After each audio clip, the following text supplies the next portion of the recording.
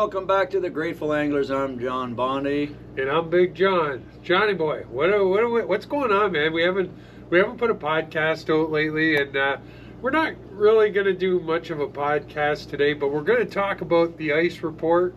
And John's store's been swamped. That's hence one of the reasons we haven't done a podcast. I'm so happy to see this ice. I mean, yeah. They said it was just going to be an average winter, a normal winter, and yet here we are. We went into the deep freeze, and man, there's 10, 12 inches in some places around here now. Yeah, it's pretty crazy. But before we get into all that, John, let's talk about your open house that's coming up. Yeah, March 7th and 8th. Last year was our first one. This year is going to be even bigger and have lots of stuff, reps and custom painting and reel repair and stuff like that. March 7th and 8th at the Bondi Bait Shop. Don't miss out. Yeah, it's going to be a great time, and do we have a time schedule yet on that, or is that going to figure that out so people start trickling in on Friday? Yeah, probably normal store hours will be here, and there might be some pizza again. The pizza last time. Oh, John, dude, we dropped. You just said there's going to be pizza, so now people are going to expect that. You don't know when it will arrive. So for all you out-of-towners, there's a good chance that you might be able to taste some Windsor-style pizza. That's right. Last year we put 4. Wow. Well, see if this happens. I don't think it did, man. 4 king-size pizzas last year lasted about 30 seconds. I know it didn't last long. I remember it showed elbows were flying. I mean, geez. Anyways. Yeah, but that's all good. Well, it'll be a good time, times. and gonna have lots of great people in the store, lots of great knowledge. We don't have a lot of that stuff around here, you know what I mean? So it's good to see everybody. And your store is going to be fully stocked. It's getting there now. Yeah. For all, you're still going to have all the ice fishing gear. You're going to have all the spring gear, all the bass gear, all the musky gear. We're not going to have any ice. There's fishing no more room in this store. We're not going to have ice fishing gear. It's going to be gone. I got more stuff coming next week. More jigging wraps and things coming next week. And we got minnows. Yeah. We got minnows, walleye size minnows this week. Yeah, come on down. Bring your bucket, because we don't have buckets here. Bring a bucket. I'm going to tell you a little story. So last night, I called my buddy Mike, who was going out ice fishing this morning, and I said, Mike, I said, Johnny's got fresh minnows down there. And he said, I still got some of my frozen minnows from Bondi's. He goes, they work perfect. So I guess they work through the ice too. So yeah. He's taking those out, but he does have fresh minnows. Do you still have frozen minnows too? If that's an option, we got lots. for people? But let me tell you what, how much ice we got dictates what bait people are buying. Because you know what's stopped? What's that?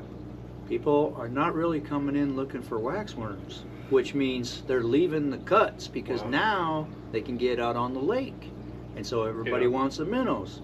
So we got waxworms coming I think Tuesday. But that tells you where people are going. They're not staying in the canals. It really does, and that always blew my mind. Like, I don't ice fish anymore, guys, so, you know. Too cold for you. Well, yeah, anyways, whatever. But when I did, there was a time when I used to ice fish. I used to spear for pike. I used to fish all the cuts for perch, crappie, gills. And I'll tell you, I was a waxworm guy.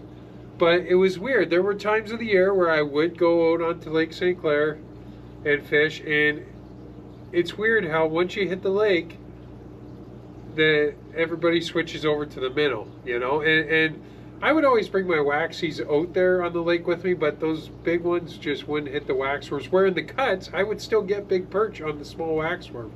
But it just goes to show you that different areas, different food. Well, yeah, everyone's wanting the perch and the walleye, but the fact that nobody was wanting the waxworms shows how much ice we actually have this year, which if you look at the satellite image of the lake, it covers the entire western basin and entire St. Clair. It's amazing. I got an actual picture. I'll try and put it up as B-roll in here. But imagine Lake Superior and places like that up there. Oh my gosh. But listen, guys, number one, when you're going out on the ice, don't take our word for it.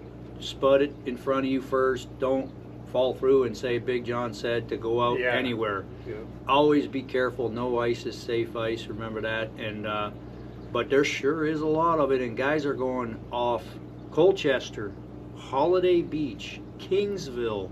I mean, when was the last time somebody went off Kingsville and went ice fishing. I know. I want to say 2014. Was that when? I remember seeing videos of guys that don't ever try this, but they drove their snowmobiles from Leamington, or was it Leamington or Kingsville, all the way to Pelee Island. That's crazy. Yeah. With the really tugs is. and stuff breaking that ice up. You got to be really careful.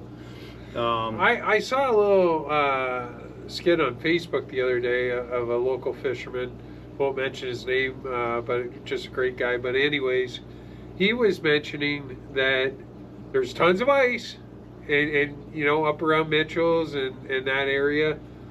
He said, but you got to watch. I think he called it the duck holes, where the ducks are sitting. Yeah, he said like certain spots, those ducks will keep that open, and those you got to really watch those. That's for the natural artesian well. That's where the springs are.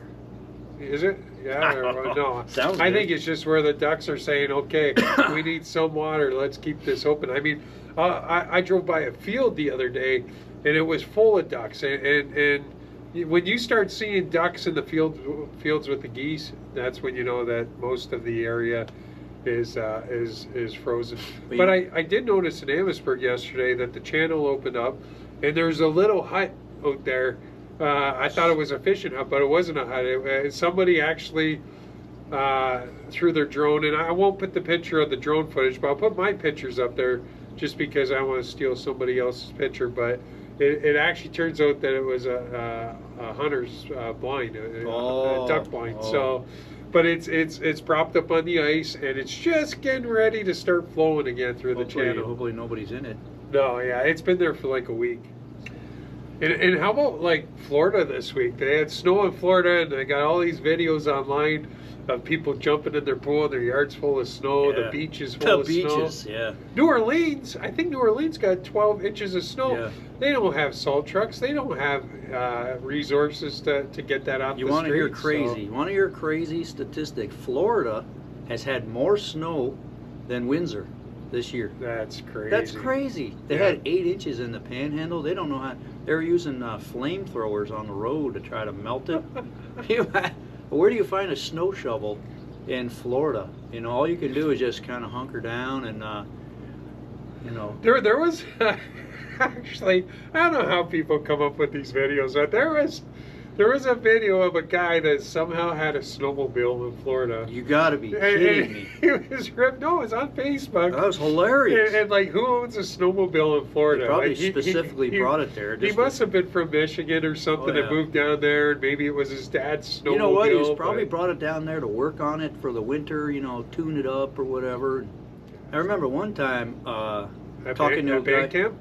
in Oklahoma. One time I was talking to a guy from Oklahoma, and they had like 20 inches of snow. This was probably 15, 20 years ago.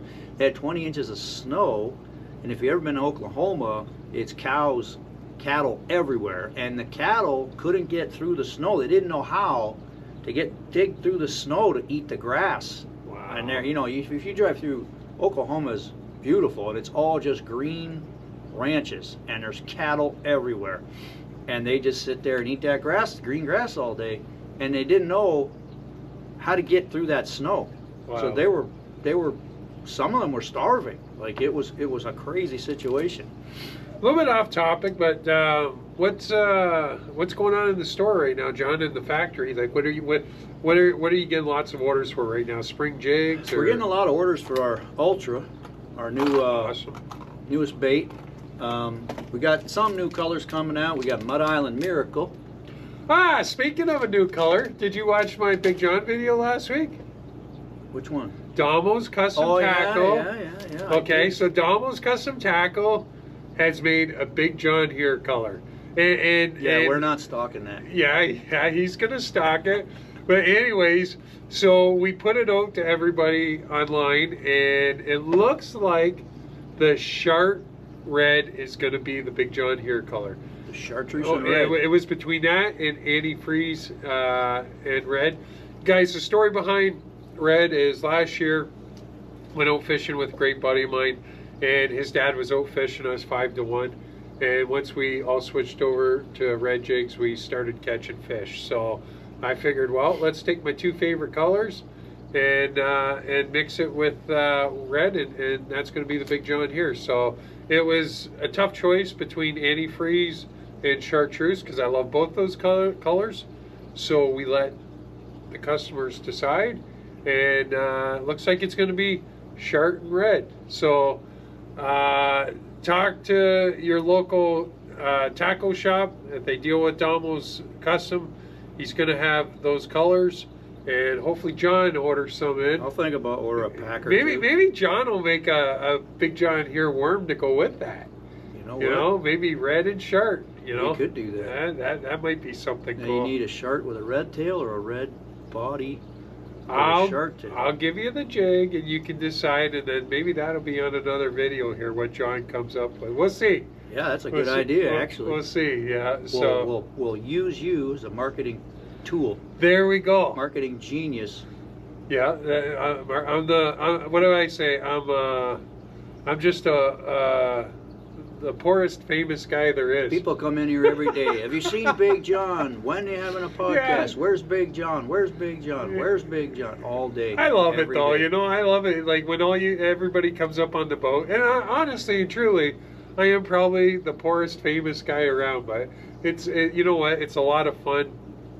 There hasn't been much monetary value in it for me, but thankfully I got a full-time job, and I still thankful for all the products that I use and my boat and all that type of thing as well. So let me ask you this: what reports have you been getting on the ice fishing? We started out that way, but we kind of swerved off. I've been hearing the guys are on the Thames.